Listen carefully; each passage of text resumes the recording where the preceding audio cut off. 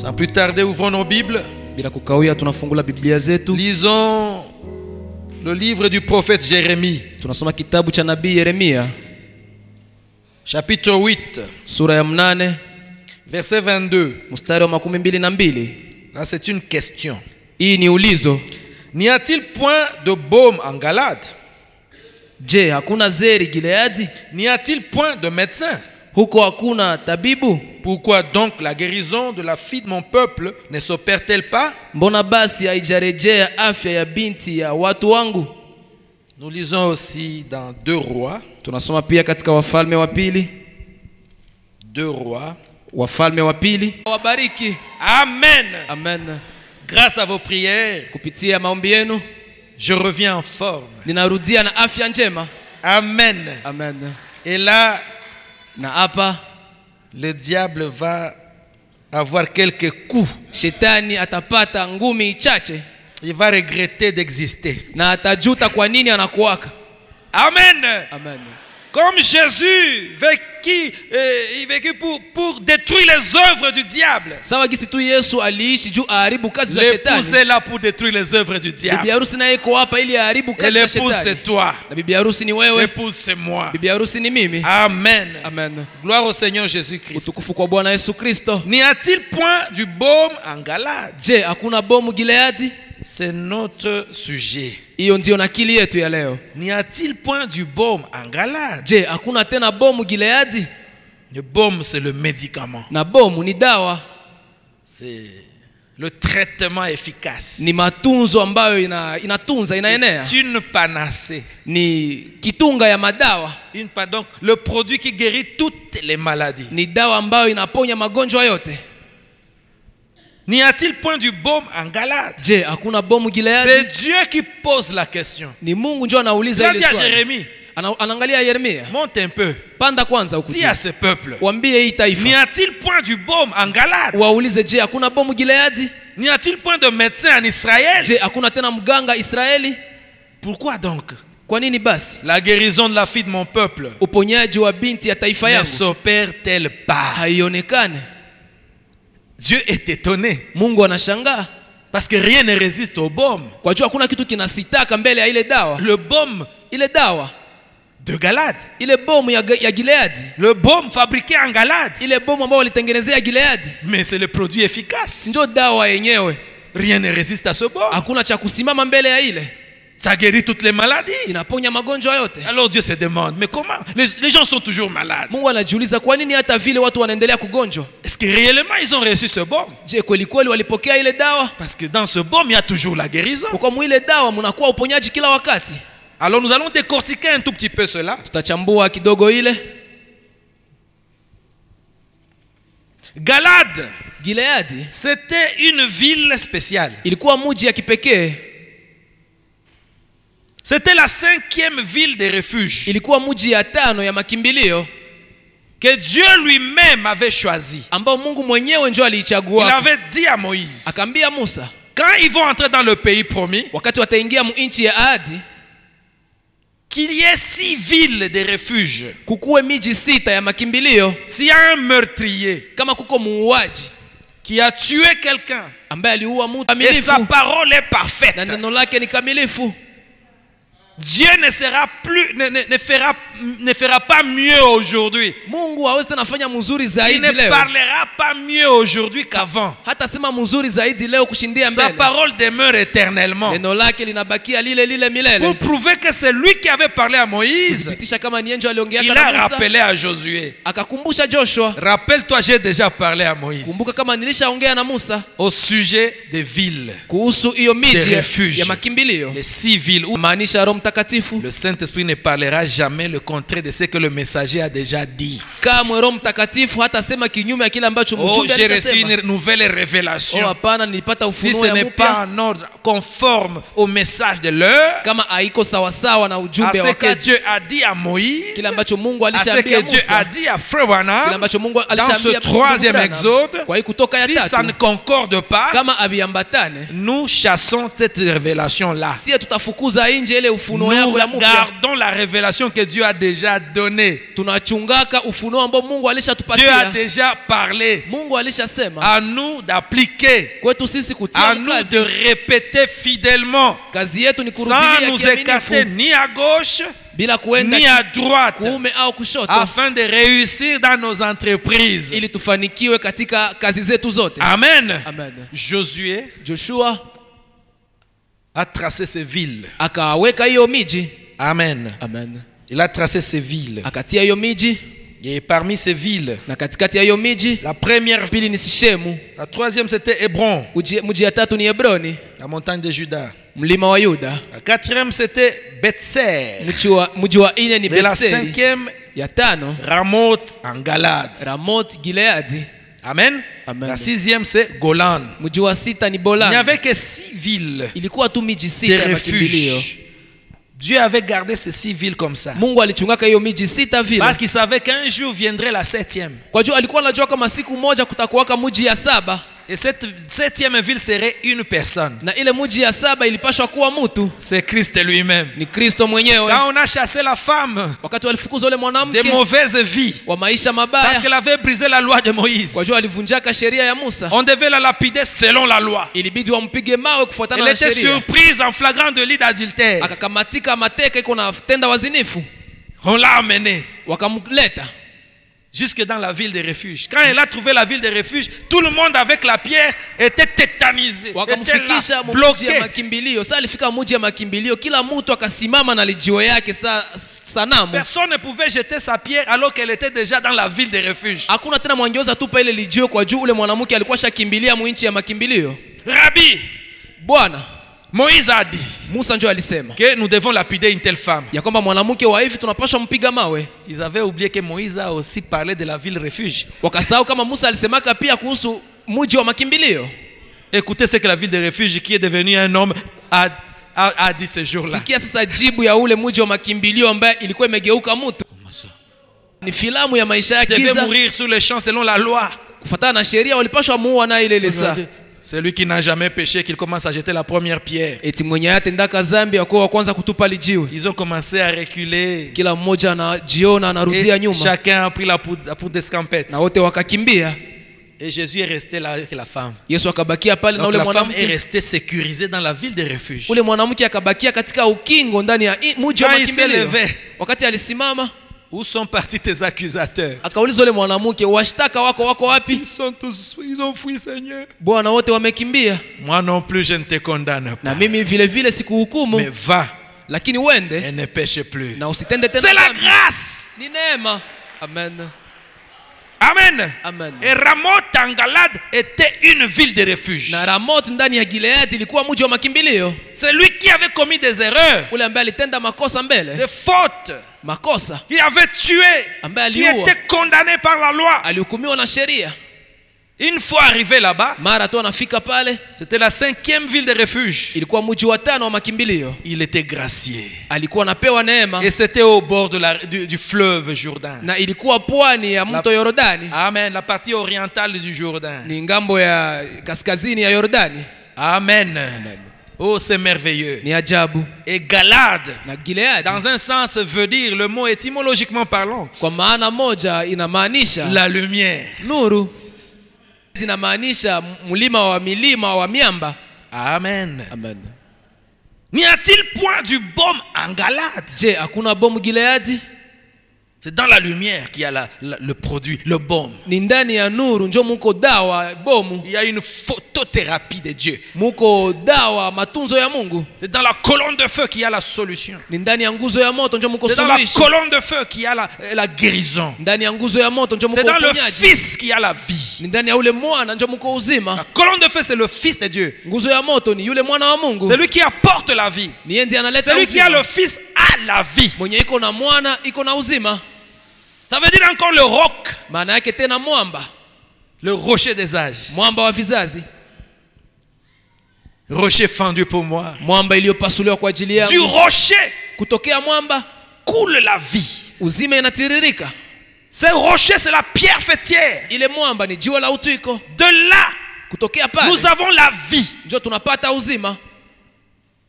Galade pour nous, Gileadi kwetu c'est sisi le 7e sceau. ni muhuri wa saba. Amen.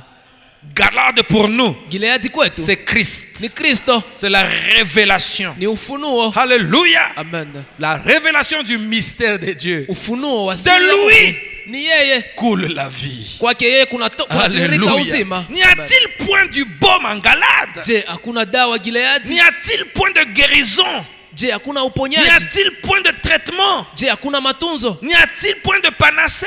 Je, hakuna dawa Dans le 7e sceau, ndani ya muhuri wa dans le saba, message de l'heure. ndani ya ujumbe wa wakati? Pourquoi donc la guérison de la fille de mon peuple ne s'opère-t-elle pas? Kwa juu ya nini basi uponyaji wa binti ya taifa langu haionekane?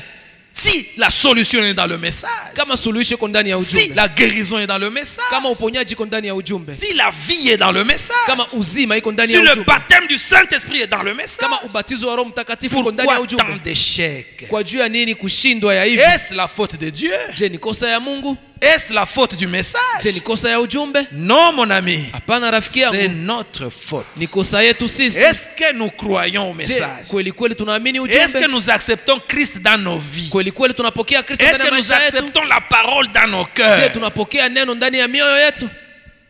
Est-ce que cette lumière Je, hii nuru nous éclaire? inatuangazia? Amen. Amen. N'y a-t-il point du baume en Galade? Je, hakuna dawa Gileadi? Et la Bible dit, Na Biblia inasema Élie le Tishbite, Eliya Mtishibu, l'un des habitants de Galade. mmoja wa wakaaji wa Gileadi. L'origine d'Élie le Tishbite, c'est Galade. Nasema asili kwenye Eliya Mtishibu Et nous avons alitokea ni reçu Gileadi. un prophète avec l'esprit d'Élie. Na sisi tulipokea nabii pamoja na roho ya Eliya. Voici, je vous enverrai Élie le prophète. Oneni nitawatumia Eliya Élie nabii. est envoyé pour restaurer l'autel de l'Éternel. Eliya anatumwa ili arudishwe madhabahu ya Eliya- Bwana. Mishtuko vitaonekana.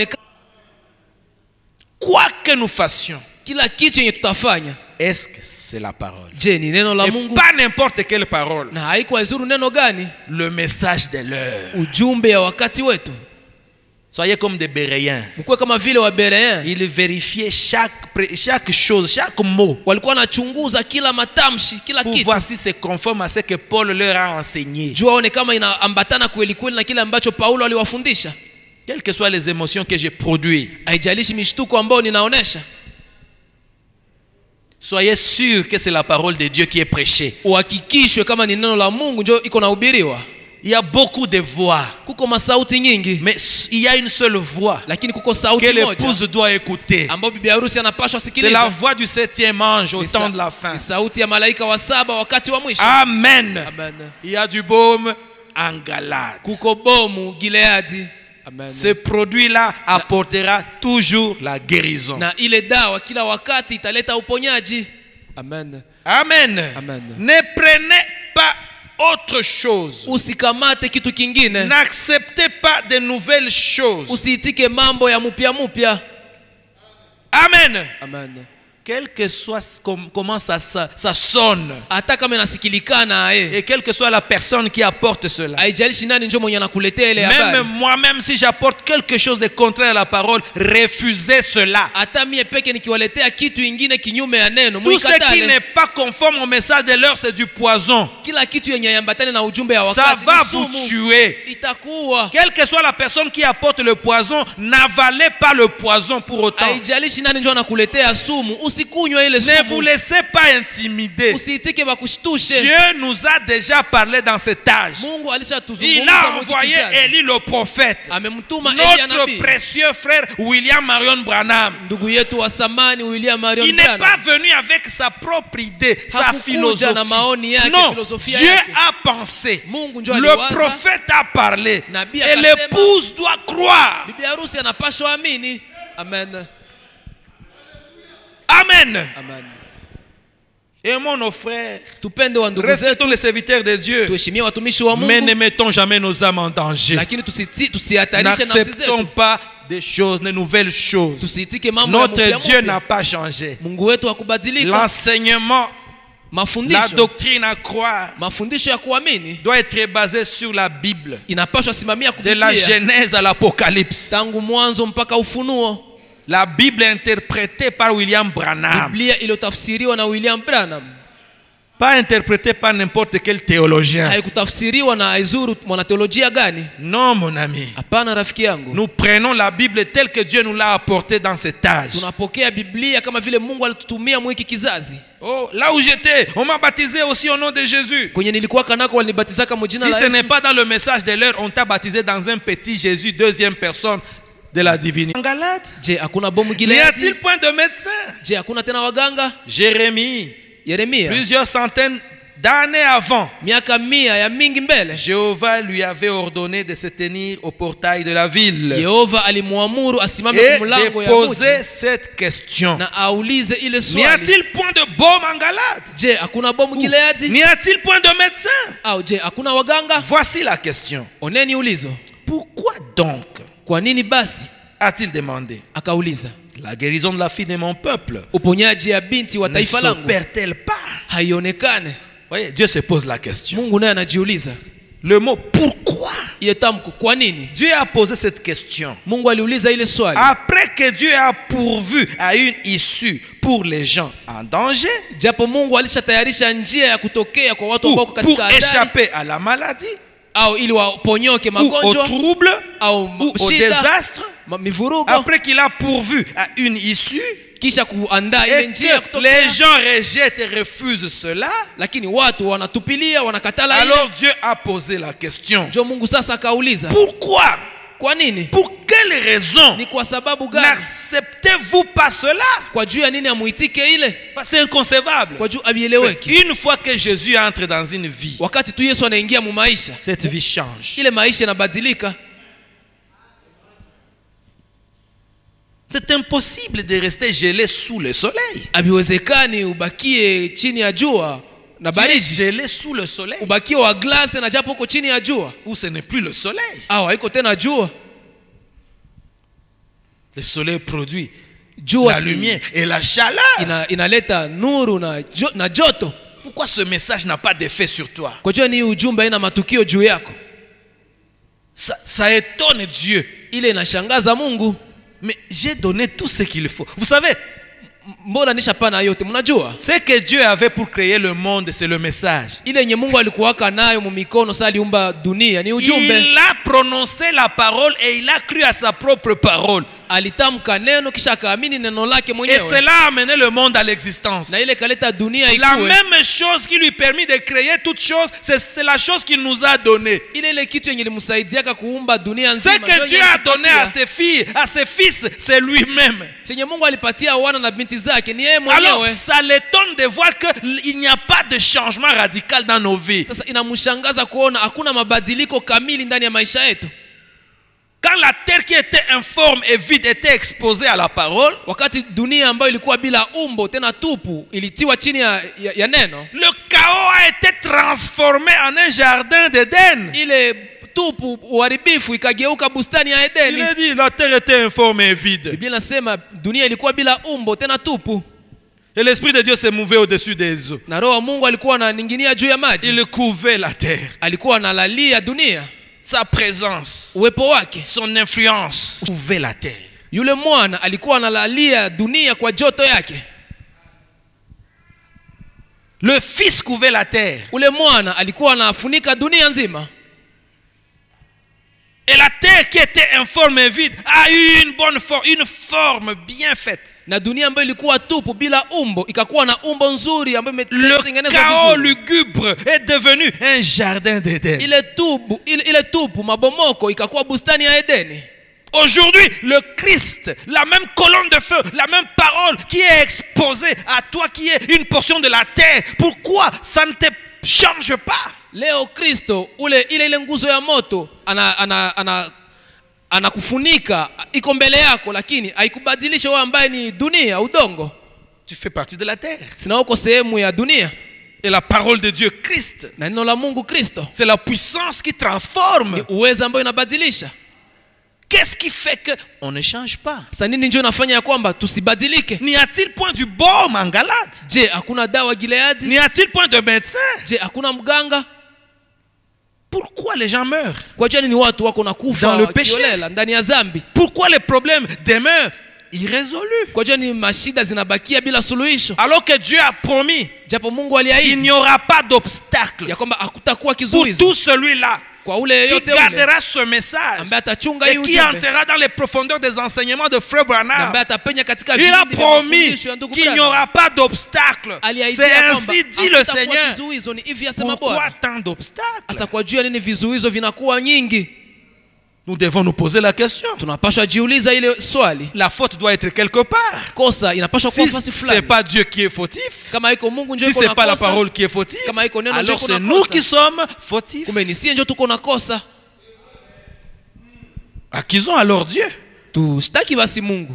Est-ce que nous avons appliqué toute la parole? Je Nous tulishaweka avons fait neno ce yote qu'il kwa a demandé. nafasi, tulitimiza yote Et ambayo puis Dieu n'a aliomba. pas accompli ses promesses. Kisha Mungu akashindwa atimiza ahadi zake. Qui est fautif? Nani ndio mwenye iko na makosa? Dieu pose la question. Mungu naye N'y anauliza. a-t-il point du baume en Galate? Je, hakuna dawa Gileadi?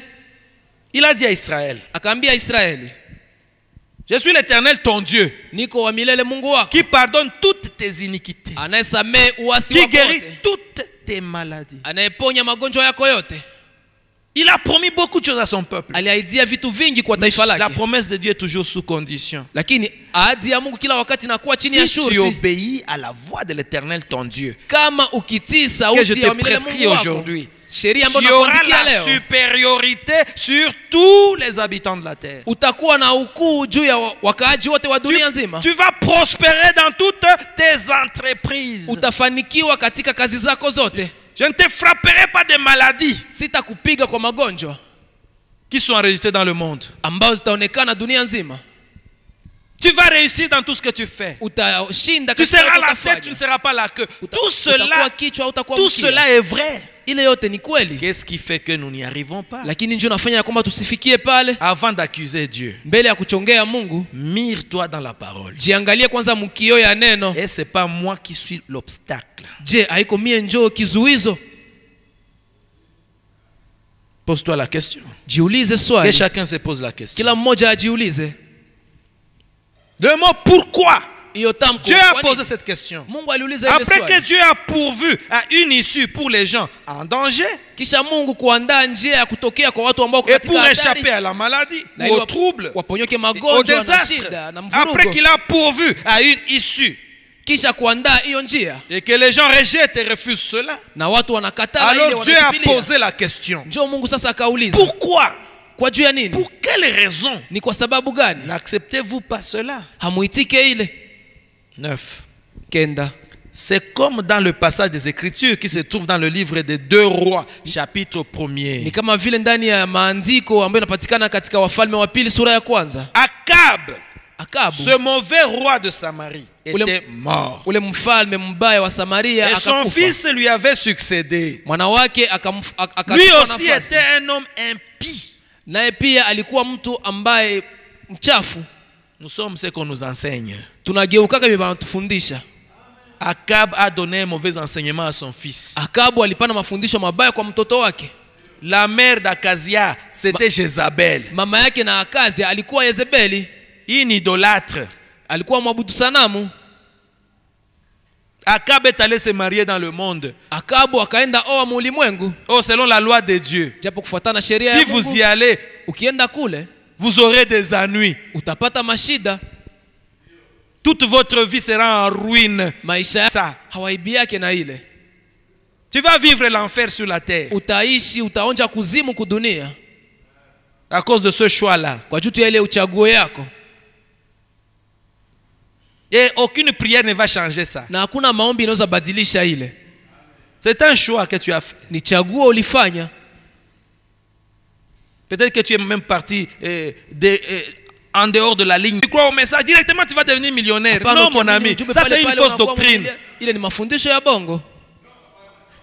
Ah, pasteur, dis-nous. Mais vous voulez que je vous mente, non? Mnapenda Je vous dis la niwadanganye? vérité. Njoo kweli ile. Jésus a dit, Yesu alisema, vous recevrez la vie éternelle mtapokea uzima wa et les milele biens de ce monde avec tribulation. na mali ya hii dunia pamoja na ziki. Ah, vous avez une dose de tribulation, non? Ndio uko na kipimo ya ziki ya C'est de mateso, vous battre. unapaswa pambana. C'est aussi une promesse. Nao pia ni ahadi. Mais n'oublions pas la chose essentielle. lakini tusisahau kitu cha muhimu. Ne négligez pas un frère parce qu'il n'a pas de travail. Usidharau ndugu juu ana kazi. Ce n'est pas qu'il n'a pas le Saint-Esprit. Sio kwamba hana Roho Mtakatifu. Avoir un bon travail n'est pas synonyme d'avoir le Saint-Esprit. Kukuwa na kazi ya mzuri haimaanishi kama uko na Roho Mtakatifu. Non plus. Être malheureux ne signifie pas que tu es spirituel. Vile vile kukuwa mwenye ole haimaanishi kama uko wa kiroho. Non, mon ami. Hapana rafiki yangu. Tu peux être malheureux, tu n'as pas d'habit, tu n'as pas de nourriture, mais tu n'as pas non plus le Saint-Esprit. Tu iras en enfer. Unaweza kuwa mwenye ole kabisa, hauna manguo, hauna chakula, lakini pia hauna Roho Mtakatifu na unaenda kuzimu. Cherchez premièrement le royaume des cieux. Tafuteni kwanza ufalme wa Et le mbingu. reste vous sera donné par surcroît. Na vingine vyote vitawapewa kwa nyongezo. Amen. Amen. C'est très important ce que je viens de dire. Ile ni ya muhimu sana. Merci pasteur. Amen. Alors, les cieux obscurs, les obstacles de la vie, les épreuves de la vie n'est pas le signe que Dieu vous a abandonné. Kumbe pia mawingu ya giza, shida, vizuizo vya maisha haiko alama kama Mungu amekuacha. Ce type, Acazias, Huyu mtu Akazia mal éduqué, amefunzwa vibaya par sa mère idolâtre, na mama yake muabudu sanamu, par son père rétrograde et féminin, aliyerudia nyuma tena mdondo wa dume. il n'avait pas de parole dans sa propre maison. Hakukuwa na cha kusema mwake munyumba.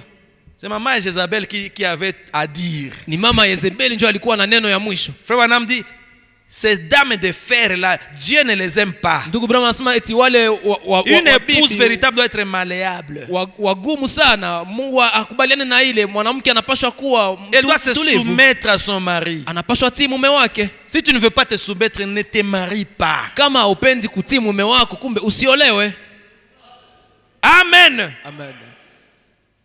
On ne veut pas dire que tu dois l'écraser comme des paillassons, non. Haimaanishi kama bwana naye anapaswa mkanyanga kama vile kikoropo. Hapana. C'est ta chérie. Ni mpenzi wako. Tu dois l'aimer. Unapaswa mpenda. La Bible est claire. Biblia iko wazi. Hommes, aimez vos femmes. Waume, wapendeni wake zenu. Femmes, respectez et soumettez-vous à vos maris. Wanawake, muatii na muwapende muatii waume zenu. Quand le foyer respecte le principe de Dieu, il n'y aura pas de problème. Ndugu, wakati unyumba inaheshimu kanuni za Mungu, hakutakuwa shida. Que cette femme respecte son mari. Et qu'elle se soumette. Frère, même si le mari est dur comme une pierre, il va se ramollir. Hata kama bwana ni wa nguvu sana saa lijiwe. Parce que la parole de Dieu l'a dit. Kwa juu neno la Mungu lishasema. Il tonne là, mais une douce réponse vient calmer cette colère. Anatomboka na visirani lakini anapata kajibu nyororo kanatuliza ile visirani. C'est la loi de Dieu. Ndio sheria ya Mungu. C'est ça le principe de la parole. Ile ndio kanuni ya neno. Inaheshimika. Et ce mariage tiendra. Na ile ndoa itasimama. Il y aura du bonheur dans le ménage. Utakuwa na uheri mu nyumba yako. Oui, ma sœur. Ni vile dada yangu. C'est la vérité. Ndio kweli. Ne vous trompez pas. Usidanganyike kwa ile. Sinon vous courez au divorce. La sivyo mko naendea talaka. S'il y a au moins une cuillerée d'homme dans ces messieurs-là, kama kuko wanaume ya kuenea kijiko ndani ya ule bwana, il ne peut pas rester avec une femme pareille. Haezi bakia na mwanamke saa ule. Même si le pasteur dit non frère, ne faut pas, il y a un moment où il va m'échapper. Hata kama mchungaji anasema ndugu usifanye vile, kuko wakati ataniponyoka. C'est la vérité. Ni kweli. Dieu l'a créé ainsi. Mungu aliumbaka mwanaume vile. Pour que la sœur se soumette à son mari en toutes choses. Ili dada naye atii mume wake kwa mambo yote. Bien sûr conformément à la parole. Ndio kulingana na neno. Et que l'homme aime sa femme comme son propre corps. Mwanaume naye apende mke wake kama vile mwili yake mwenyewe. Quand cela est respecté, tout est OK. Wakati ile yote inaheshimika, mambo yote inaendelea. Mais chez Akab ce n'était pas ça. Lakini kwa Akabu haikuwa vile. C'est maman Jézabel qui dominait. Ni mama Yezebeli ndio alikuwa anatawala. On a fait tuer même un fils de Dieu, Naboth. Akauisha hata mtoto wa Mungu Naboth. Et le sang de Naboth ne faisait que crier. Na damu ya Naboth ilibakia tu iko nalalamika kila wakati. La malédiction était sur toute la famille à cause du sang de Naboth. Laana ikaanguka juu ya jamaa nzima ya Akabu kwa juu ya damu ya. Gardez votre place. Chunga nafasi yako. La parole de Dieu dit. Neno la Mungu linasema. Une femme qui sert son mari sert Christ. Mwanamke ambaye anahudumia mume wake anahudumia Kristo. Mes sœurs, je dois vous dire la vérité. Ne cherchez pas un évangile social. C'est ça la parole de vie. Ne cherchez pas une solution dans la prière en brisant la parole.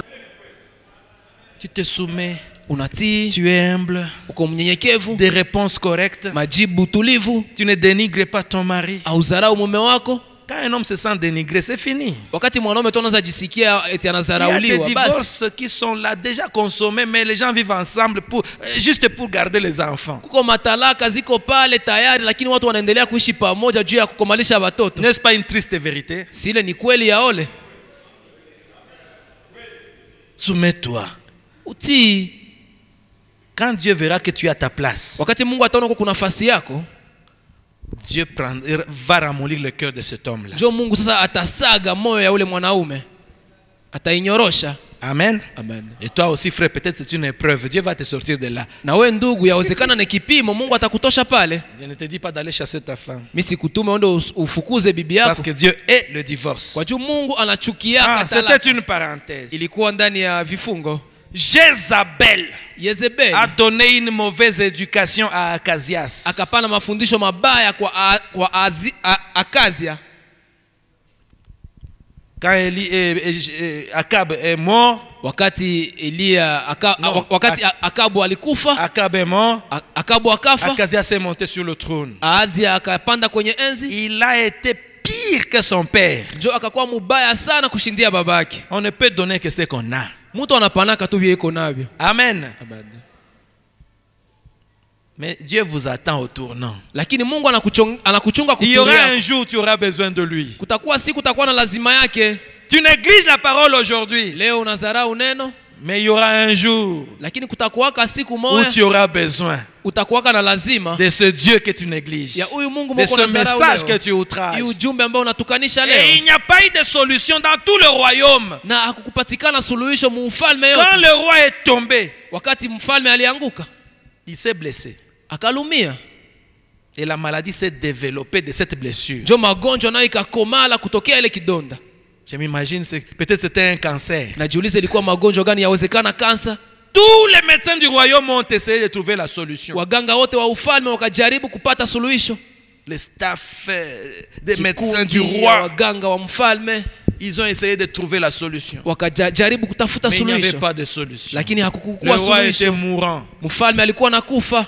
Au lieu de penser, Kuliko de awazi se rappeler akumbuke que la parole de Dieu vient au prophète, kwamba neno la Mungu linajiliaka il y a un manabii message à croire. na kuko ujumbe ya Il kuamini, y a la voie pourvue par Dieu kuko njia iliyoandaliwa na Mungu pour la guérison. kwa ajili ya uponyaji.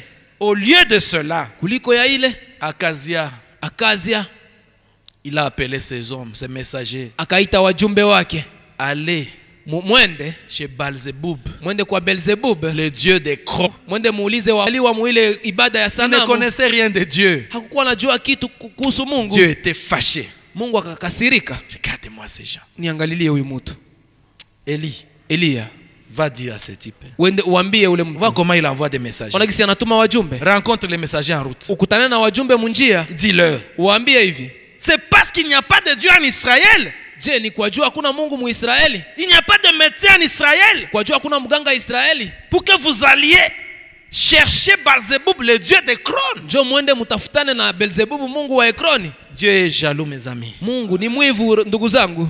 C'est parce que le message de Frère Branham n'est plus efficace. Je, ni kwa juu ujumbe ya ndugu Branham haina tena nguvu. Pour que vous alliez chercher Njoo uende tafuta la solution chez les féticheurs. uende tafutia suluhisho ku wafumu. Vous alliez chercher les enfants chez les féticheurs. Unaenda tafuta watoto ku wafumu. Vous allez chercher la protection chez un féticheur. Unaenda tafuta ukingo kwa mfumu. Pour que tu commences à vendre au marché, tu vas commencer à mettre ça sous la table. Kwa juu uanze uzisha msoko, utatia Tu n'as ida. pas honte, toi qui as cru au message. Ausikie haya wewe ambaye uliamini ujumbe. Tu vas au bureau là-bas. Unaona pale kwa ofisi yako, Il faut amener ça. inabidi ukue natembea na hii. Tu mets là-bas. Unanyunyizia, unamwanga pale, Et tu vas prononcer telle parole. kisha utakuwa narudilia hii maneno. Là, aucun patron, aucun chef ne te fera du mal. Pale hakuna kiongozi mwenye Là, tu atakutesaka. vas solidifier ton contrat. Utakazisha contract yako. Frère en Christ. Ndugu katika Kristo. Pour que ton mari puisse te moudre, Unaona hii bunga tu mettras dans sa nourriture. utaitia mchakula yake. Une fois qu'il goûtera ça, Sasa tu ataonja, c'est fini. basi vinaishia pale. On te donne des conseils diaboliques. Wanakupatia mashauri ya kishetani. tu vas les appliquer, na wewe unazitia mkazi, tu n'es pas différent de ce type Akasias qui est allé consulter Baal-Zeboub, le dieu d'Ekron. hauko tofauti na huyu Akaziasi ambaye alienda kauliza Beelzebub mungu wa Ekroni. Un foyer que le message ne solidifie pas mérite d'être détruit. Bunyumba yenye Mungu yeye peke akazi inapashwa bomoka. C'est le message qui doit solidifier nos ménages. Ni ujumbe ndio unapashwa kazisha. C'est le message qui doit nous propulser dans le travail. Ni ujumbe ndio unapashwa tupandisha cheo C'est le ndani ya message kazi. qui doit nous faire prospérer dans les affaires. Ni ujumbe ndio unapashwa tufanikisha katika biashara. Oh, dans ce message, il y a tout ce qu'il nous faut. Ça devient une chanson seulement. Ishakuwa tu nyimbo, muujumbe muko yote ambayo inatufaa. Pourquoi tu es parti chercher toutes ces Kwa choses? sasa ulienda tafutia kule ile vitu. Tu vois, c'est seulement Unaona ni kutia tu pale. des feuilles, hein? Ni mayani tu. Tu vas faire bouillir. Puis tu Utaitokotesha. vas commencer à faire le lavement avec. Ndio utaanza inama na ile. Et on te dit des histoires et des histoires. Wanakuambia mambo. Il y a des paroles dans une langue, je ne sais pas comment. Na maneno ya muluga sijue ya wapi. Et tu utilises ces choses-là. Kisha na wewe unatumikisha ile vitu. Et Dieu regarde. Mungu iko na kuangalia, Ma fille, binti yangu, comme si mon message ne suffisait plus. sasa si ujumbe yangu haitoshe. Dans le message, j'ai amené la guérison. Japo muujumbe ni Ce message a la guérison sur ses ailes. Ujumbe iko na uponyaji kwa mabawa yake. Amen. Dans ce message, il y a la prospérité. Mwi ujumbe muko kufanikiwa. Il y a la vie, il y a la paix. Muko ndani uzima, muko ndani amani. Tu vas chercher la paix ailleurs. Unatafutia amani fasi nyingine. Tu vas chercher à solidifier ton ménage dans des choses pareilles. Unatafuta vya kukazisha nyumba yako mu vitu ya vile. D'autres quittent le message. Bengine wanaacha ujumbe. Le Dieu de Frère Branham. Mungu wa ndugu Branham. Oh, ils ont appris qu'il y a un vase quelque part dans la dénomination. Eti hapana, baliwaambia kama kuko chombo mjakazi fulani ndani ya zehebu. Et ils vont là-bas, on commence à prophétiser des fausses choses sur toi. Njo wanaenda kule wanaanza mtabiria mambo ya bongo. Tu es là. Uko pale. Il y a des diseurs de bonne aventure. Même s'il dit la chose vraie, c'est un démoniaque. Kuko bachawi wanaanza kuambia kitu ya kweli japo ni mchawi. Satan ne dira jamais 100% de vérité. Shetani hawezi sema kweli yote ya kuenea. Mais il peut prendre 90%. Lakini anaweza chukua kasehemu 80%. Et tu es séduit à cause de ça. Na njoo Frère, unashawishiwa tena les ile. dons ne doivent pas séduire quelqu'un qui croit au message. Ndugu, karama haipaswi shawishi mtu ambaye anaamini ujumbe.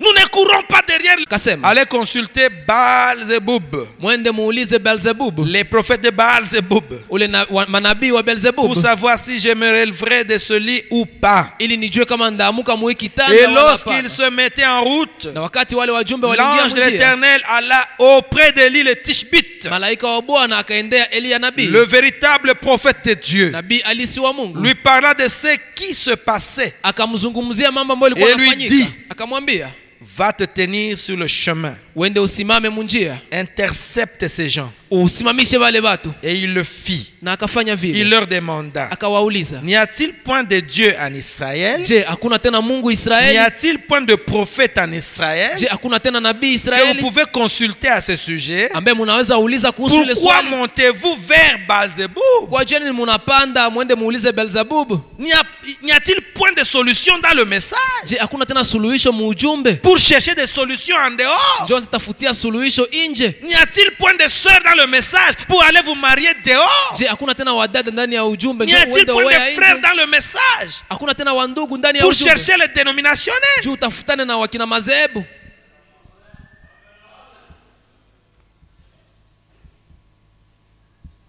Est-ce qu'il n'y a pas la puissance de guérison dans le message? Je, hakuna uwezo wa uponyaji ndani ya ujumbe?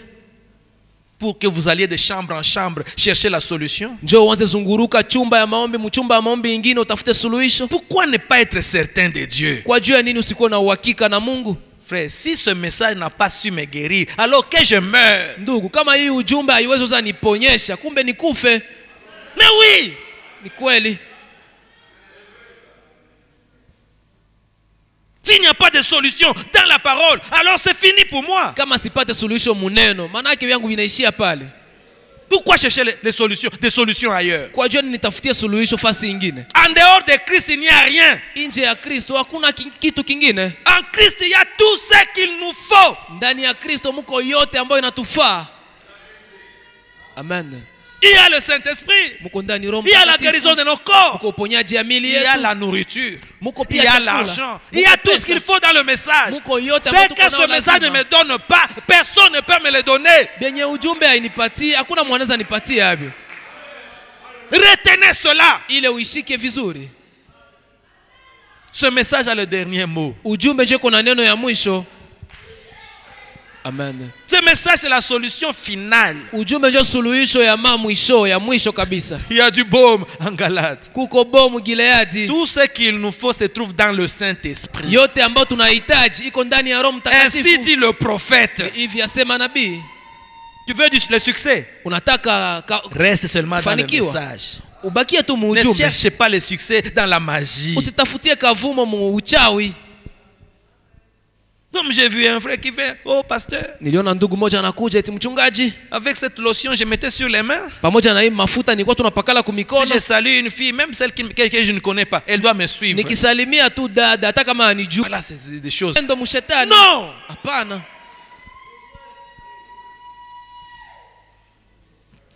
Il te promet l'argent, mais il te donne des conditions bizarres. Tu ne seras jamais heureux. Mais quand Dieu te donne, tu es heureux.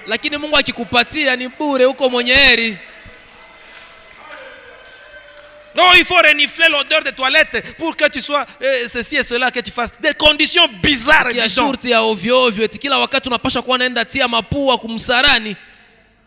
Il y a des esclaves dans ce monde. Ne faut pas vous réjouir les gens qui vous roulent avec des voitures. Vous ne savez pas ce qu'il y a là-dedans.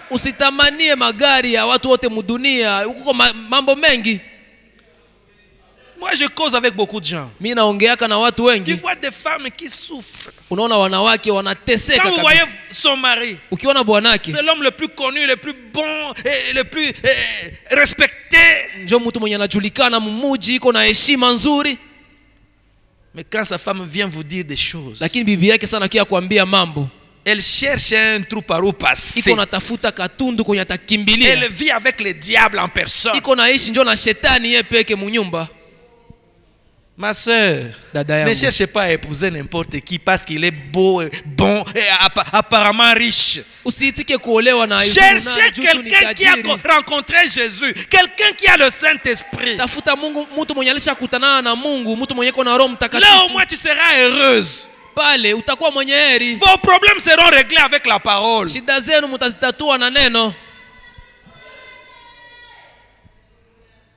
N'est-ce pas la vérité ça? Amen. N'y a-t-il point du bon Mangalade? Pourquoi chercher la solution ailleurs? Branham dit je ne crois pas en un riche en une nuit. Voilà pourquoi nous ne croyons pas dans des tontines, des tombolas, des histoires. Non. Un chrétien croit dans le travail. Dieu bénira le travail de tes mains. Amen. Oh, venez, le pasteur va vous imposer les mains, chacun aura de l'argent. Où est-ce que vous avez vu dans la parole des choses pareilles? Dieu vous oriente dans le travail et vous bénit votre travail. Mais oui. Amen. Tu fais le commerce, il te bénit. Tu fais des trafics et il est en train de t'élever progressivement. Il te bénit dans le travail en te donnant des promotions et le salaire monte petit à petit. Tu vas au marché, il bénit ton commerce et tu évolues. Et tu donnes le témoignage de ce que Dieu fait. Tu es professeur, tu vends ta connaissance, on paye et tu évolues comme ça. On te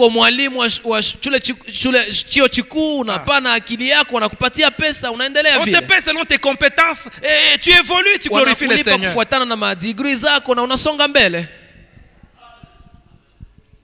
Oh Seigneur Jésus, je veux que dans cette armoire il y ait plein d'argent, de dollars. Il y a des prières qui font rire Dieu. Bien, je vous dis la vérité. Dieu dans la chair humaine Il a dit à Pierre, akambia Petro, ton travail c'est quoi encore là? Prends ton hameçon, va jeter. Kazi yako tena na kuwaka kamata ile ndoani yako uende utupe utafute samaki. Si le poisson dans lequel tu vas trouver de l'argent, allez, prends ça et va à la DGI et tu payes l'impôt. Samaki yenye utakutana ndani franka, chukua ile franka uende ku DGI ulipe kodi. Je suis Dieu, j'ai créé des dollars. Lakini useme unapenda je suis Dieu, je vais créer des dollars. Unapenda kwambie nicho Mungu nitakumbia madolari. Non mon ami. Hapana rafiki. Dieu ne change pas sa pensée au sujet de sa parole. Mungu abadilishake wazo yake. Je bénirai le travail de tes mains. Nitabariki kazi ya mikono yako. Tu es paresseux, tu penses que tu peux vivre sans travailler. Uko mpuuzi kisha unawazia utaishi bila kutumika. Je sais que ça fait mal, mais c'est la vérité. Faites quelque chose, Jésus va bénir ça. Travaillez, Dieu bénira le travail. Le vrai travailleur, c'est le chrétien. Aïe, aïe, aïe. Oh Seigneur Jésus. Lisons ceci. Nous appliquer le signe, comme le dit le message. Nous allons purger nos garde-robes de ces moitiés d'habits. Des mini-jupes. Des robes qui vous collent. Des habits qui montrent les reliefs de votre corps, mes soeurs. Quand nous allons brûler toutes ces choses, chassant le tabac, chassant l'alcool, des films sales, toutes ces bêtises-là qui nous amènent loin de Dieu. Quand nous allons nous purifier complètement, nous verrons de grandes choses. Parce que Dieu n'a pas changé. Notre Dieu, c'est un Dieu de sainteté. Quand il est descendu dans le camp, il a dit à Israël, purifiez-vous. Enlevez tous les excréments que vous laissez là. Creusez des trous, cachez ça dedans. Dieu est propre. Et aujourd'hui, il n'a pas changé. Si ton frère a chié, ne montrez pas ça aux autres. Creuse seulement un trou, cache cela. Arrangez avec lui. Continuez la route. Amen. C'est un Dieu de sainteté. Il fera de grandes choses. Si nous pouvons chasser cette malice, cette jalousie, cet égoïsme-là. Ce sont les petites choses que nous ne faisons pas qui comptent beaucoup plus. Dieu n'a pas changé. Lisez très bien votre Bible dans Matthieu 5. Ce sont des choses simples dont Jésus parlait. Mais je vous dis, ce sont les petites choses qui unissent les grandes choses.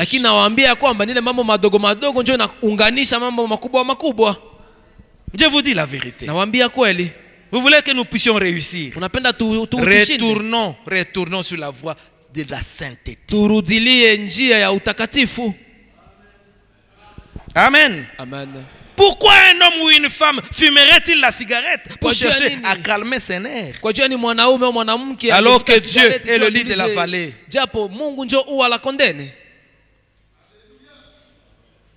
Où trouve-t-on de l'opium? Opium.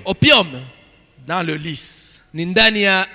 Pour calmer les nerfs. Il y a une fleur qui accepte d'être pressée. Pour que d'elle sorte une substance qui guérit, qui calme les nerfs. L'opium. Et Jésus, le lit de la vallée, a été pressé au calvaire pour que de lui sorte une substance. Il deviendra libre pour retourner dans sa propriété à la mort du souverain sacrificateur. Quand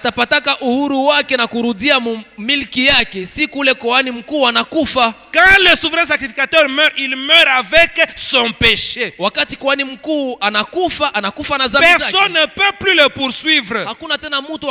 Et Jésus est notre souverain sacrificateur. Na Yesu ndio kuhani mkuu wetu.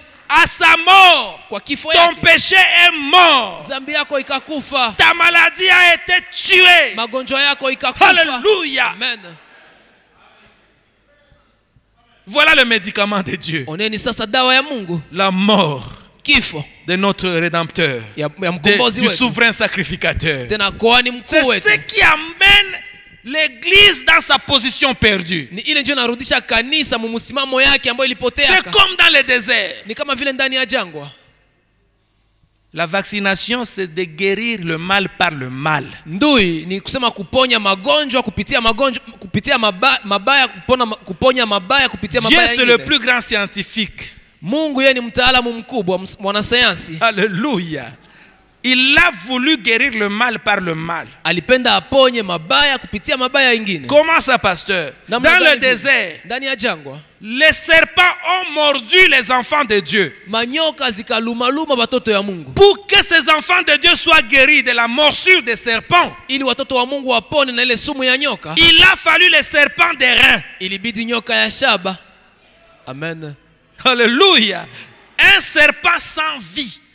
Nyoka ambayo haina uzima. Le mal atténué. Ni mabaya ambayo wamekwisha kumaliza ubaya wake. Mabaya ambayo wameua ubaya wake wote. Et Jésus, na Yesu, il a pris akachukua un corps semblable au corps du péché. Mwili ya kufanana mwili ya zambi. Pour que ton péché, mon péché, kwa juu zambi ta yako, maladie, ma maladie, notre trouble, nos tourments se retrouve dans ce corps. Et il a été cristallisé au calvaire.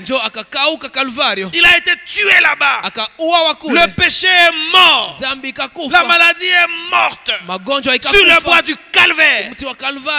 Amen. Qu'est-ce qu'il fallait pour ce peuple-là qui était malade, mordu par les serpents? Il a fallu tourner les regards. Tourner les regards vers l'expiation parfaite.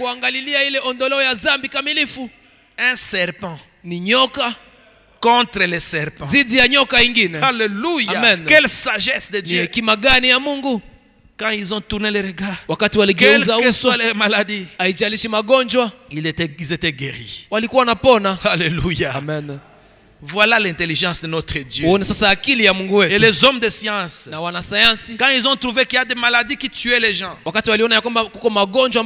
comme la polio, la diphtérie, la variole, qu'est-ce qu'ils ont fait? Ils ont fabriqué le vaccin. Et le vaccin vient du mot vaca. Parce qu'il y avait une maladie qu'on appelait vaccine, qui était produite par la variole. Les germes appelaient vaccine. Et ça donnait la variole. Cette vaccine se retrouvait sur la pie des vaches en Europe. On isolait et on fabriquait le vaccin avec le poison qui empoisonnait les gens. C'est ce même poison qui a aidé à fabriquer le vaccin. Ils ont seulement imité Dieu, comment il a manifesté sa puissance de guérison par un serpent.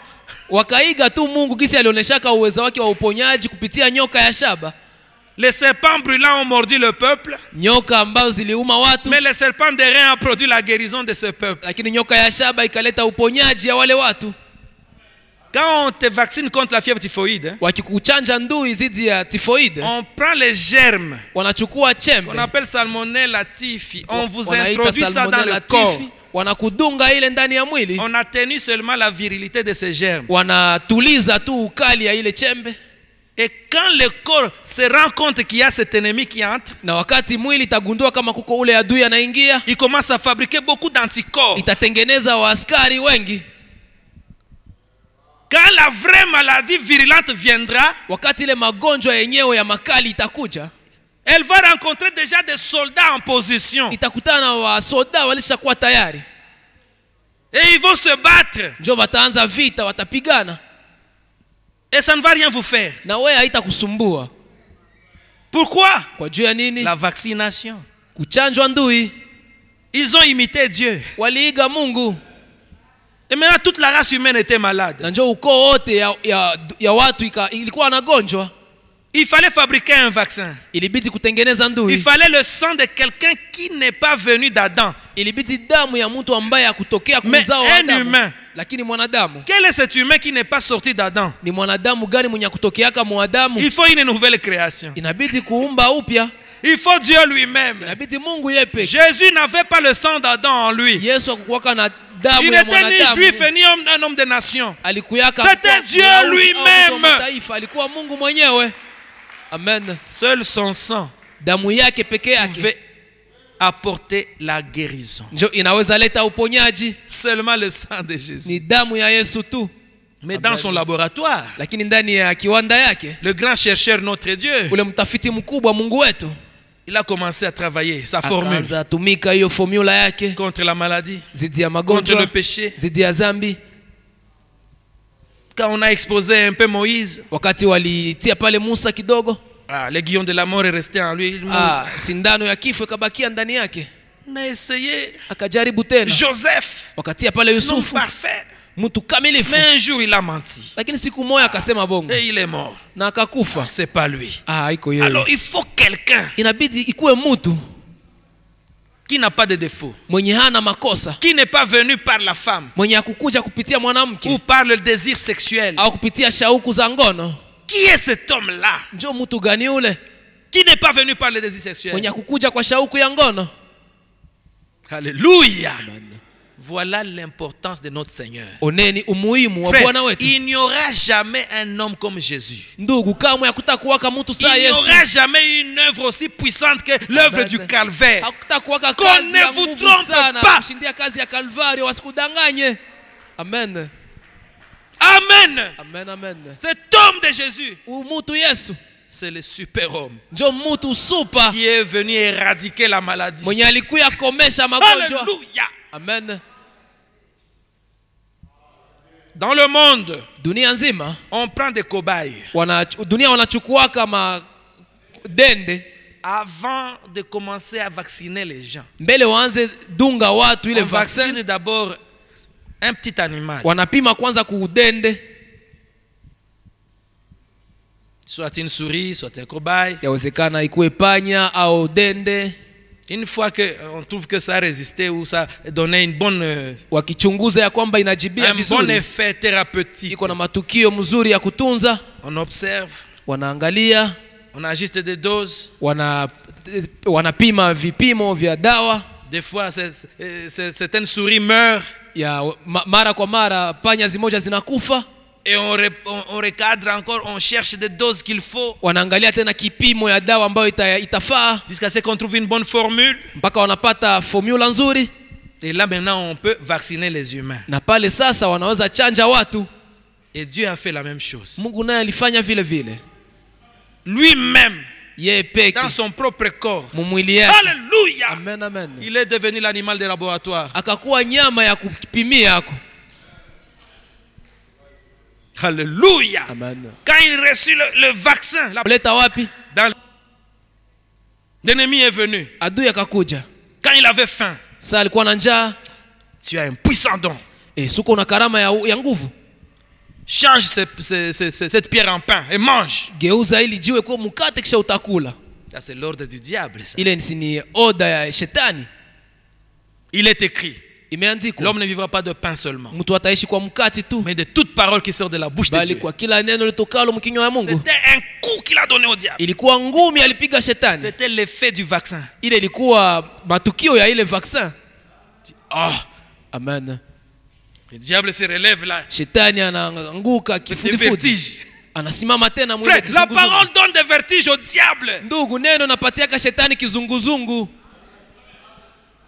Regarde comment tu as un puissant don. Unaona uko na karama kubwa kabisa. Tu as prié pour les malades. Unaombea wagonjwa. Ils ont été guéris. Na wote walipona. Même des morts ressuscitent. Hata wafu wanafufuka.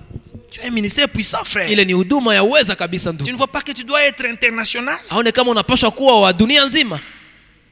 Tu commences à te débrouiller maintenant toi-même. Unasajisaidia wewe peke. N'oublie pas que c'est toujours les mêmes démons. Usisahau kama ingali ile pepo.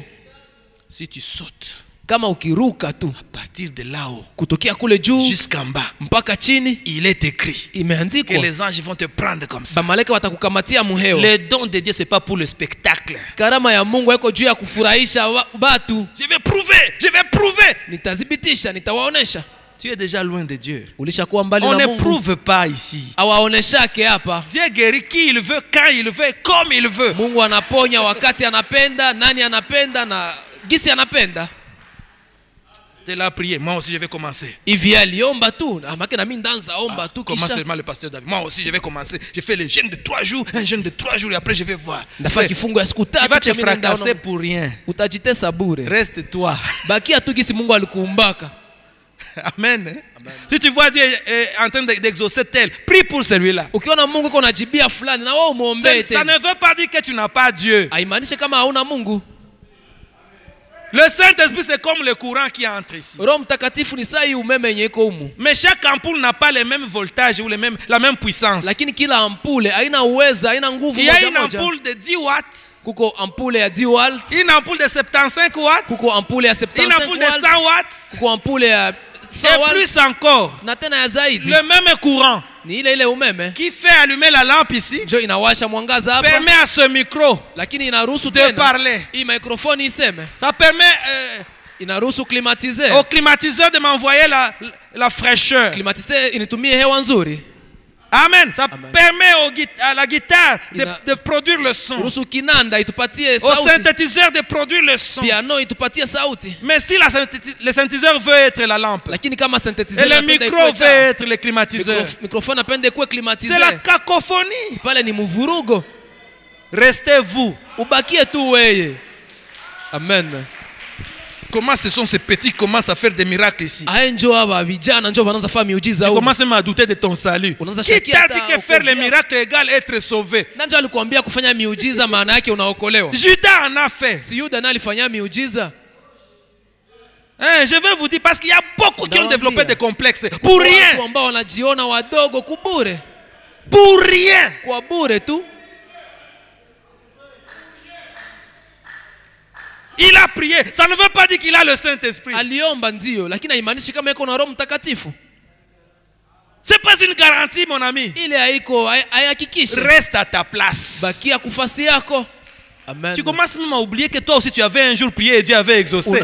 Unasahau hata kama na ulishakaomba na Mungu akajibia. Le complexe est un mauvais péché. Hiyo complexe kujiona mdogo ni zambi mbaya. C'est pas l'humilité, ça c'est le complexe, c'est un démon ça. Haiko unyenyekevu, ni complexe, ni pepo. Reste à ta place. Bakia kuna nafasi yako. Reste toi-même. Bakie tu weye gisi Mungu alikuumbaka.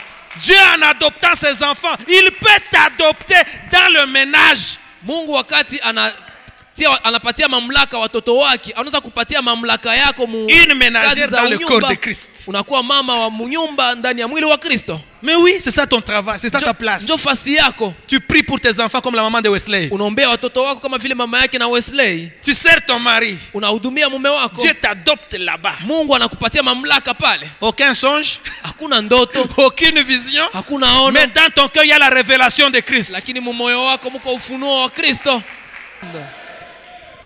Pour déposer leurs problèmes spirituels. Muonesha mashida zao za kiroho. Vraiment, je ne sais pas, tout ce que je vous enseigne ça passe par où? Manake yote mimi nawafundishaka vinapitiaka wapi?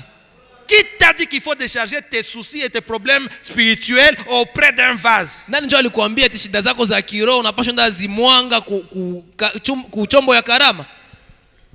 Même un puissant prédicateur. Atani mhubiri mashuhuri gani? Est-ce que c'est ton pasteur? Je, ndio mchungaji wako? Est-ce que c'est un diacre qui est assistant du pasteur? Je, ni shemasi ambaye ni msaidizi wa mchungaji? Attention, dit. Fanya angalisho. Pourquoi vous êtes si complexés? Kwa juu ya nini mnajiona wadogo hivi? Et d'autres ne prient plus. Na wengine hawaombake tena. Tel va prier. Fulani njoo anapashwa aomba. Non, non, non, non, non. Hapana.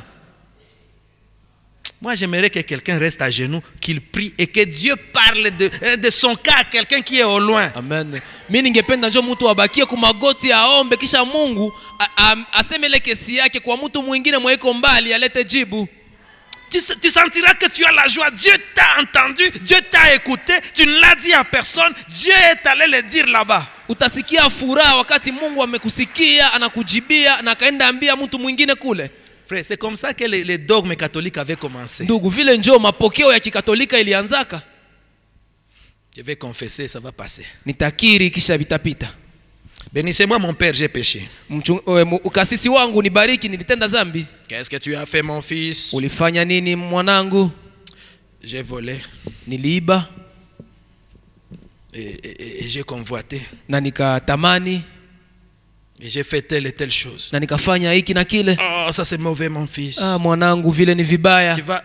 Tu vas réciter 5 fois je vous salue Marie. Kumbe kwa ile kosa yako utarudilia mara 5 na kusalimu Maria. Et 10 fois le Notre Père. Na mara 10 Baba yetu aliye mbinguni. Absolvo. Umesamewa.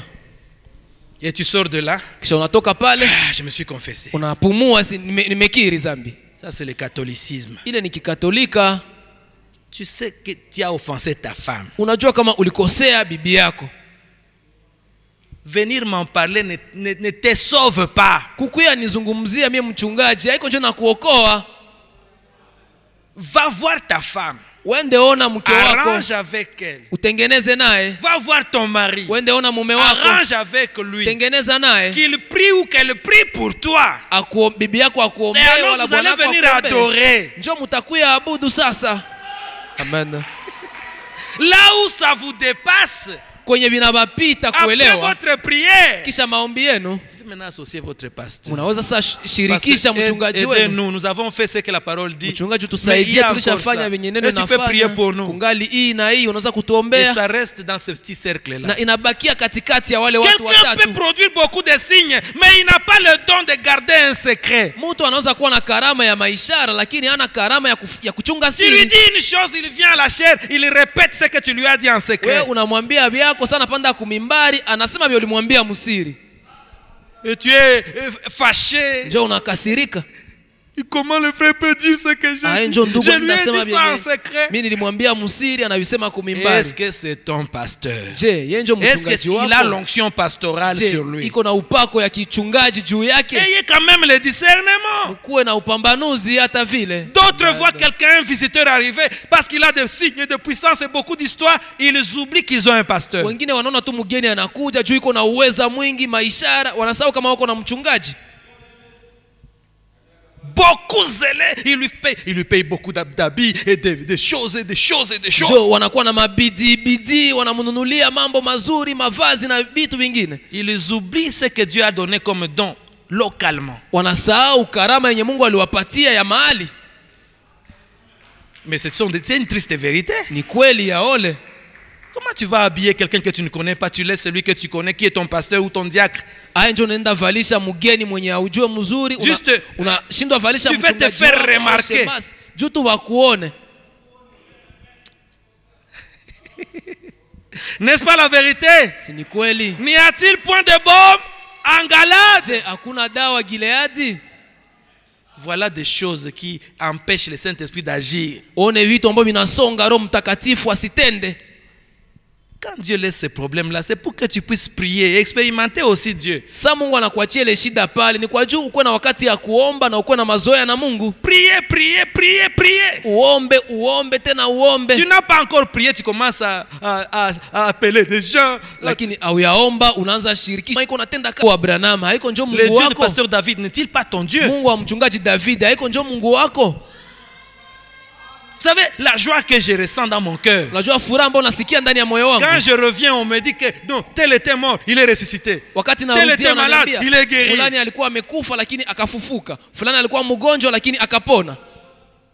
Il y a un frère qui s'est caché, il était malade. Et il ne disait à personne sa maladie. Il était rongé par le VIH. C'était devenu vraiment le sida avéré. Mais personne ne le savait. Il arrive dans la communion chez une sœur. Le Saint-Esprit agit. La sœur commence à prier. Et il prie pour ce frère. Seigneur, ton fils, il est sérieusement malade, en train de mourir du sida. Oh. Le frère commence à pleurer. Je ne l'ai dit à personne, sœur. Comment tu l'as su? Je ne sais pas non plus, frère. C'est maintenant même qu'on vient de me le dire. Et je viens de prier. Pose-moi les mains. Je regrette vraiment. Il a arrangé sa vie. La sœur lui a imposé les mains. Il a fait des tests par-ci, par-là. Disparition totale. Est-ce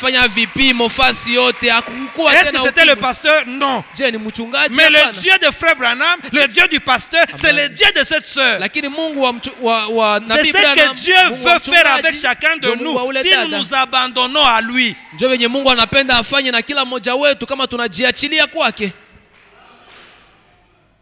Quand le témoignage ne tourne pas autour de toi, c'est un faux témoignage.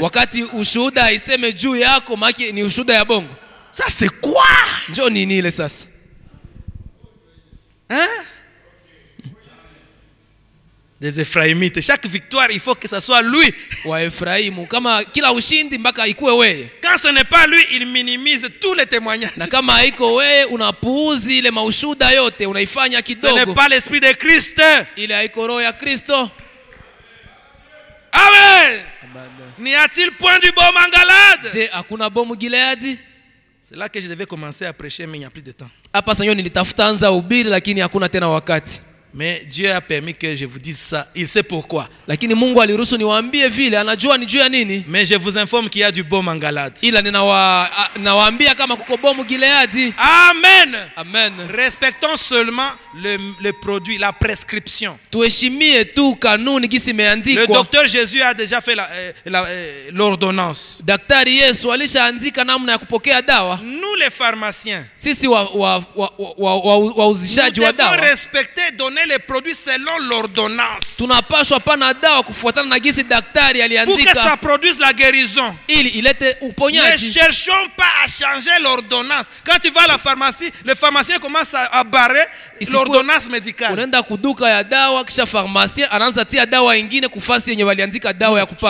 Ça peut jouer le rôle de ça. Non, il a mal écrit ici. C'est autant de milligrammes. Seul le médecin a le droit de faire une ordonnance médicale. Le pharmacien doit respecter le dosage prescrit par le médecin.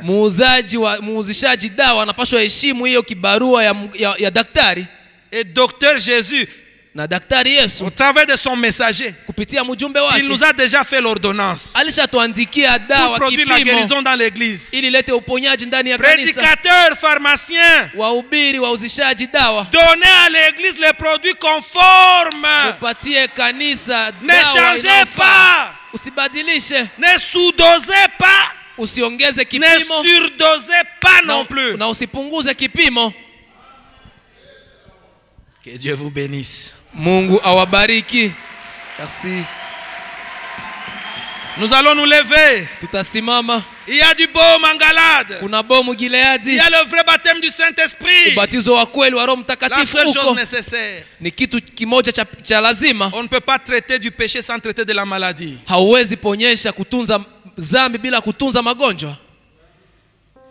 Le même qui nous sauve, c'est le même qui nous guérit. Et il résout tous nos problèmes. Amen. Amen. Le jeudi, je loue beaucoup Dieu. J'étais dans l'expectative. Et le Seigneur a utilisé son serviteur d'une manière simple là. Et qui doutait. Gloire au Seigneur Jésus-Christ. Et hier, Dieu s'est encore manifesté. Et il a guéri beaucoup de ses enfants. Et beaucoup de délivrances. Dieu est dans le camp. Ce qu'il nous faut faire, c'est de nous sanctifier davantage. Nous sommes à la fin, mes amis. Quand vous voyez toutes ces choses se faire, c'est juste parce que nous sommes à la fin. Ça doit produire quelque chose. Ça doit nous réveiller. De savoir que Jésus est au milieu de nous. Le Saint-Esprit, c'est la chose nécessaire. Frère, Laissez tomber d'abord le reste. Acha bile vingine vyote vianguke. Cherche l'essentiel. Tafuta kwanza ya muhimu. Dieu sait que tu as besoin de ceci ou de cela, de Mungu anajua uko na lazima ya hiki na kile na kile. Mais cherche d'abord l'essentiel. Lakini tafuta kwanza ya muhimu. La seule chose nécessaire. Kitu pekee cha muhimu. La guérison de l'âme. Uponyaji wa nafsi. Tu peux guérir dans la chair. Unaweza pona mumwili. Mais demain tu mourras. Lakini kesho utakufa tena. Tu peux avoir l'argent. Unaweza kuwa na franka. Mais ce sont les autres personnes qui vont dépenser cet argent. Lakini wengine ndio watarizi ile franka. Mais quand tu es guéri dans l'âme, lakini wakati unapona nafsi, c'est pour la vie éternelle. Ni kwa ajili ya uzima wa milele. Ne négligez pas ces paroles. Usipuuzi haya maneno. C'est dit d'une manière simple. Inasemekana kwa hali ya kirahisi. C'est ça la vérité. Lakini njoo kweli. Sois sûr de ton salut. Uhakikishwe na wokovu wako. Seigneur, useme Bwana, viens au secours de mon incrédulité. Ukuye unisaidie kutokuamini kwangu. Si tu fais toutes ces choses, Seigneur, c'est pour attirer mon attention. Kama unatimiza hii mambo yote ni juu uvute uangalifu wangu. Amen. Amen, amen.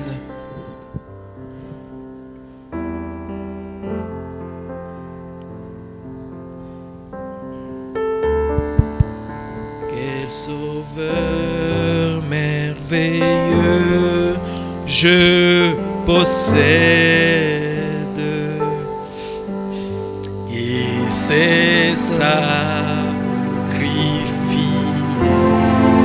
pour moi, sa vie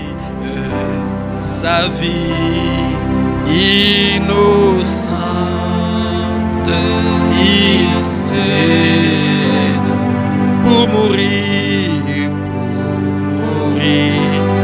sur l'infâme croix, attaché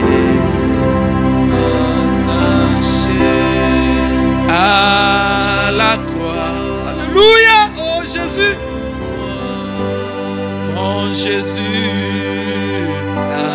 attaché à la croix pour moi, oui pour moi,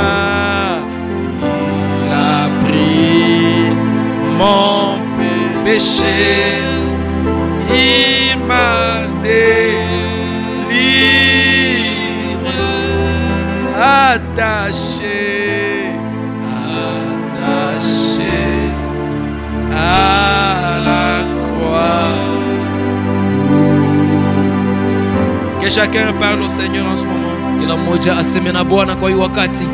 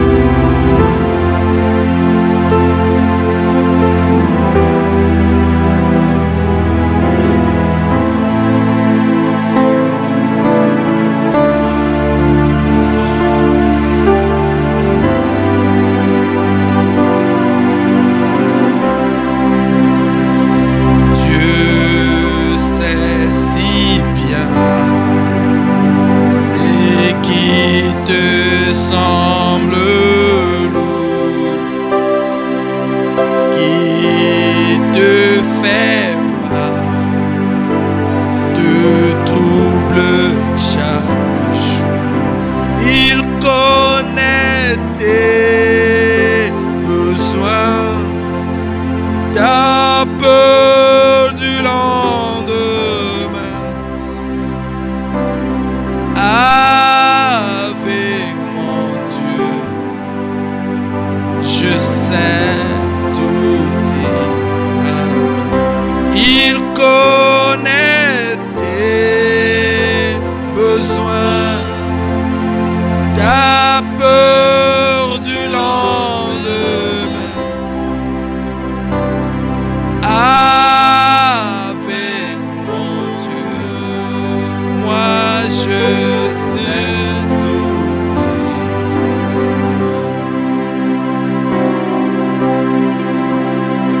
Serviteur de Dieu John Mastaki, mtumishi wa Mungu John Mastaki viendra prier. Atakuja kuomba.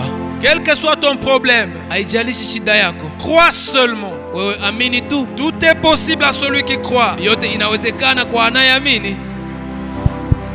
Il y a du baume en Galade. Kuko bomu Gileadi. Il y a le médecin en Israël. Kuko muganga Israeli. Pour une double guérison. Kwa ajili ya uponyaji maradufu. Crois seulement. Amini tu. Lève la main de la foi et tu verras la gloire de Dieu. Inua mkono wa imani utaona utukufu wa Mungu. Quel que soit le problème, Jésus est là. Haijalishi shida yako, Yesu iko hapa.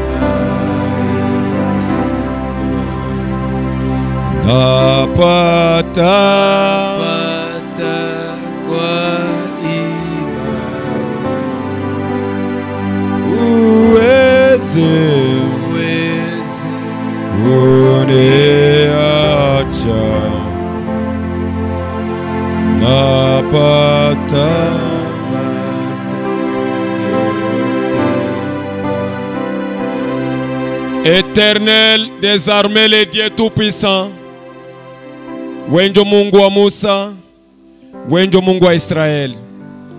Haingekuwa mkono wako uweza na wa mamlaka, kuna mwenye angetoka kama mikono ya Farao. Walikuwa walishakuwa watumwa muda wa miaka mingi, lakini siku moja uliangalia mateso yao na ukawakumbuka. Ulishuka wewe peke ukamtumikisha Musa, na mwishowe taifa lako likavuka bahari nyekundu. Walipofika mjango walikuwa na njaa, uko Yehova Yire ukabakulisha. Musa alipotoweka mkufa, ukainua Yoshua, taifa lako likavuka Yordani, na mwisho wakaingia Kanaani. Ungali yule jana, leo na hata milele, haubadiliki hata kidogo. Shida yenye tulikuwa nayo wakati tulikuwa tuyaamini, uliiweza wewe peke mkutuokoa. Je, leo ndio utashindwa juu ya maisha yetu? Utukubali chini ya damu. Ulikamata nafasi yetu kusudi tukamate nafasi yako. Na kuomba katika wingi wa rehema zako, aliyekuwa mtenda dhambi umusamehe. Na kuomba katika wingi wa rehema zako, mwenye alikuya mahali hapa bila Roho Mtakatifu, mujaze Roho Mtakatifu. Na kuomba katika wingi wa rehema zako, mwenye alikuja bila uzima, mupatie uzima. Acha niinue jina lako, jina la ushindi. Kila mwenye kwa mgonjwa mahali hapo, wakati anaweza sikia maombi, apate uponyaji mjale Yesu Kristo. We pepo ya magonjwa, hauna budi kubakia ndani ya mwili wa ndugu yangu, hautabakia mwili wa dada yangu. Msalabani Yesu alisema yote imekwisha. Acha ndugu yangu apokee uponyaji, dada yangu apokee uponyaji, na mtumishi wako apate uponyaji. Ubariki mchungaji wetu, umuongezee tena nguvu. Kwenye kulitoka hii neno, umuongezee tena nguvu tele, kusudi siku ingine tunapomsikia tusimwone yeye, lakini tukuone Yesu Kristo. Bariki kazi yako ndani ya bibi harusi. Uzidi kuinua hii kanisa letu, na wakati inainuka sisi tupate kushuka, tuwe wanyenyekevu mbele ya mapenzi yako. Tunaamini na tunakiri ya kwamba kila mwenye alikuwa mgonjwa amepona, kila mwenye alikuwa na uzima amepata uzima, kila mwenye alikuwa na shida amepata suluhisho. Nyamanzisha sasa shetani na watu wake. Tunapenda sasa tukuone katika kazi, kila mtu apate ushuhuda ya kuleta kanisani, kusudi Bukavu yote mzima na Kongo na dunia mzima pajua ya kwamba akikulikufa msalabani na nyuma ya siku 3 kafufuka. Tunapotoka mahali hapo tusindikize, tutakapoonana tena siku ya pili tukuye na ushuhuda ya kwamba relema tulikuomba nukasikia. Mungu tunajua kama mikono yako, utufunike mabawa yako kama vile mamatai, utulinde kama vile mbongi za jicho lako, uzidi kutukia maombi yetu. Acha mzaifu miongoni mwetu akwe kama vile mfalme Daudi, maskini